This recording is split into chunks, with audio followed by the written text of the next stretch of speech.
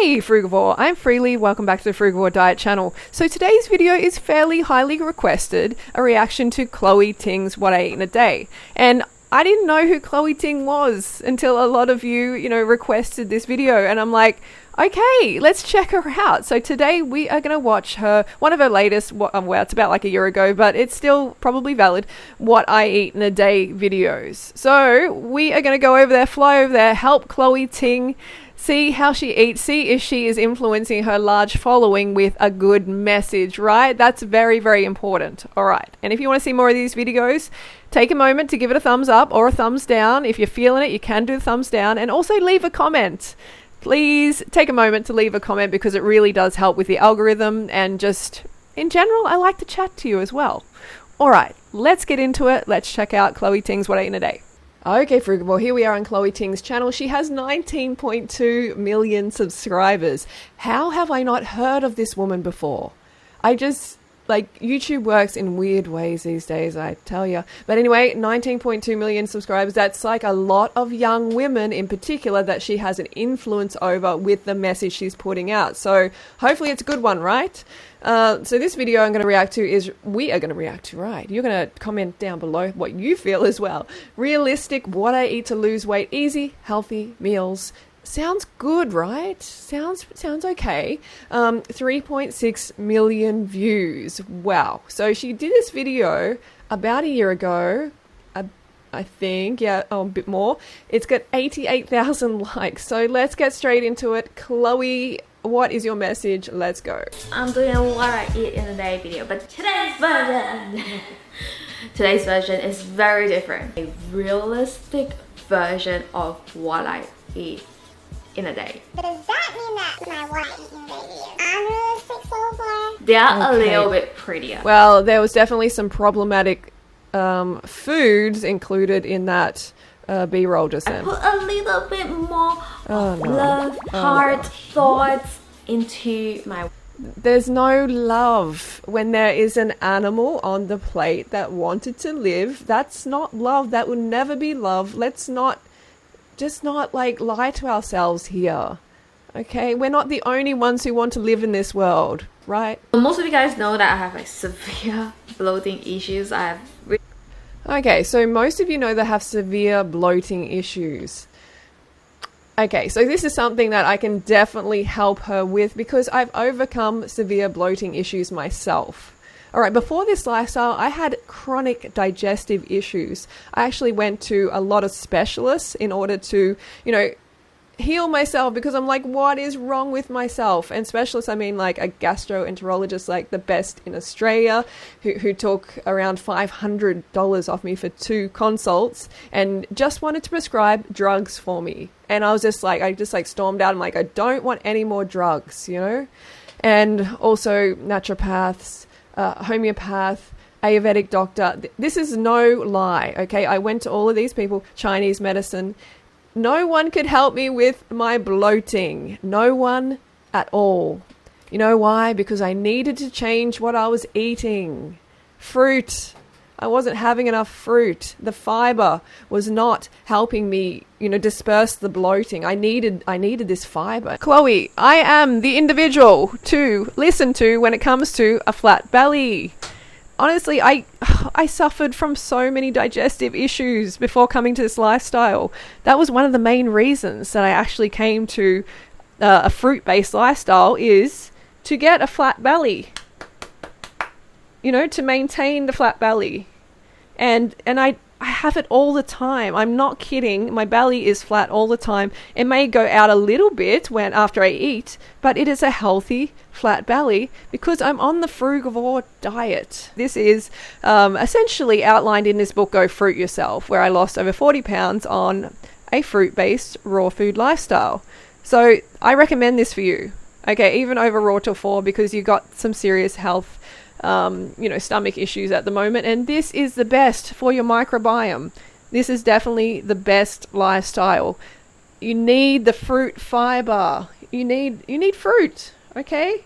If you want to have a flat belly effortlessly, and this is what I have, and you can see the results. You know, like, I don't want to have to dance around and put myself in front of you all the time, but it is necessary so people can see that I actually have the results, and I have done for over a decade maintaining.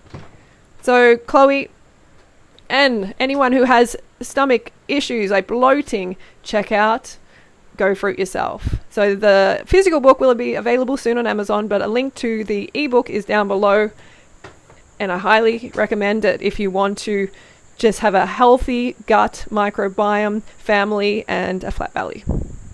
The problematic gut. So right now I normally take a gut relief powder in the morning along with vitamin C.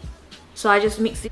Okay, so she has gut relief powder. I'm not sure what's in that. Probably maybe probiotic or something, and vitamin C. And these are two things that are unnecessary if you eat a fruit-based diet. Okay, this can really, really help. And I saw sea life. I saw sea life in some earlier clips in the B-roll. So if she's having that, then that can play havoc with her digestive system. Chloe, get out the sea life as soon as possible. And you don't need to take supplements when you're on this lifestyle. Together, and I also take some probiotic before I eat anything in the morning. I mean, like, it's not terrible to take probiotic, and it can be beneficial for some people at some stages. She probably has had like a bunch of antibiotics possibly in her past. I'm not sure, but that is definitely a possibility. But look, fruit-based, the fruit fight. I've done a microbiome video. Check it out. It's on this channel about the benefits of fruit for your microbiome. It's the best. Dates, bananas, some of the best foods to build your healthy gut bacteria. My new doctor asked me not to take probiotic yet until I see her. So she asked me to take some prebiotics. So that's why I've been... I really hope that she is not taking antibiotics from this doctor, because this is like banging your head against the wall. You know, when you're taking probiotics, you're trying to build your healthy bacteria population, and then you take anti-life, which is antibiotics, that's what it means, when it just decimates your population of good bacteria, and then it allows the bad bacteria to dominate. So, doing, and doesn't bloat me at all, so that's great. What bloats me the most are vegetables. Yeah, great. So I'm just okay, so I don't know how she came to that conclusion, okay, because is she just eating vegetables when she eats? I don't think so, right? I don't think she's just eating vegetables alone. So a lot of people misdiagnose themselves. They diagnose themselves incorrectly based on, you know, what they've read online or something like that. But I doubt she's just eating vegetables by itself. Okay, let's get on to the actual food here. All right. I got my... Okay, so let's have a look at this. She's got some bananas. And they're ripe and they're spotty. Thank you, Chloe. You have been taking notice. That is they are ripe bananas. That's great. Okay, that's good for your digestion, because that's not going to be good for a digestion if they're going to be underripe. Almond milk, yes, unsweetened. Okay, I think like most of the time when you look at these almond milks, though, it's like oil and water. There's not actually a lot of almonds in it. You should check that out. Vanilla paste, okay. Glycerite, liquid sweetener, stevia, okay. It seems like some of the things that I recommend here, but not that one in particular. What is that? Cinnamon. Okay, let's check oats. So I'm going to do about half a cup. Oh. Okay, so you know when someone measures their oats that they are calorie restricting. First up, first sign. Okay, it's a little bit more. Okay, so look, when it comes to oats for your gut, they are still a grain, so it's not going to be ideal if you have gut issues and you want to build your microbiome. It's not ideal when you've got fruit. You know, obviously, if you're fine and, you know, oats are great, they're great. I'm not saying they're not great. I'm saying in her special situation, she should be having fruit. She should be having a smoothie bowl, a smoothie, just straight fruit. She needs to build her population with fruit. Expect it to be pretty. I love almond butter with oats. It's so good. Okay, so she's loaded up on the almond butter there. Hang on, I need to go back to see how much almond butter she had. Oh, no, Oh, wow. Wow, that's a lot of almond butter. Oh gosh. Okay, this is definitely not going to help your gut. Or her blood sugar. So like her blood sugar level is just going to be, it's going to be wayward, like up and down. It's not going to be stable when she's going to be having that whole lot of fat, excess fat, with the glucose and the fructose that she's having with the fruit and with the higher carbohydrate foods. It's just going to interrupt the flow of the sugar, the glucose, the energy into the cell. Okay, because excess fat in the bloodstream, it coats every surface, basically, you know, the receptor sites, insulin receptor sites, the cell wall, everything. So just keep that in mind. Let's move on. Too good. Super lazy when it comes to making like grilled food. I normally just put some salt and some ginger. All right, so here is a big source of your stomach issues, okay? Because look, this is essentially cat food, okay? Or bear food. We're not bears, we're not cats, we're nothing like them, okay? So we should not be eating fish. We should not be eating animals from rivers and the ocean, okay? That's not what we are designed to eat. And seafood is actually one of the highest risk for food poisoning. Okay, it's one of the highest risks. It's not worth it for the human frugivore to ingest. And the risk of wormies in salmon is just next level. So these wormies, parasites, can get into your gut, obviously, and she's having gut issues, and they can hang on the intestinal wall. They can just, you know, I've said it many times, they can wreak havoc down there, and yes, cause bloating. They can definitely influence the balance of good and bad bacteria. You know, if you have more bad bacteria dominating, then the parasites are going to love that sort of environment. You need to create an environment that they don't love, right? It's really good with seafood generally because seafood has like a little bit of a fishy or like a smelly smell. And yeah, exactly. Gross, right? Who wants to eat that fishy smell? I just kind of rub it on and then put it in the oven. And I don't know. So she's trying to get rid of the smell and that kind of fishy taste, like with seasoning. That is a sign. Alright, let's put this in the oven. So today I'm also going to show you the cold version, like just with some cucumber, Okay, it's great that she's got capsicum or pepper. Like, that is fantastic, fresh. We love that. Tomatoes. If you can have onions, tomato. you can add some onions because onions are so nice in feta salad. Or you can also... Look, you have to get the feta out. You have to get the bovine, the goat secretion, the any sort of secretions. Okay, get it out. It's not human food. Okay, this is just old, solidified, rancid cheese, which is just going to contribute to not only your fat stores, just go straight to your fat, but it's also going to just clog up your pathways for the sugar to go into the cell. Add some capsicum. I only have tomatoes and cucumber here, so I like to crumble up my... So she's definitely Australian because she said capsicum, and Americans generally say pepper. Feta cheese this way. You could use vegan cheese, or you could just use your typical feta cheese. And I'm excited. Let's do a little ASMR. Oh no. You're eating the skin of an animal. It's just wrong. It's so wrong for a frugivore to eat the skin of another animal. This is not ASMR for me, sister. This is just creepy. No. No. I love eating salmon skin because it's always so crispy. So this is the warm That's not a benefit to your health. version of feta salad. I have vegan cheese on top. Okay, so she has plant-based cheese on top.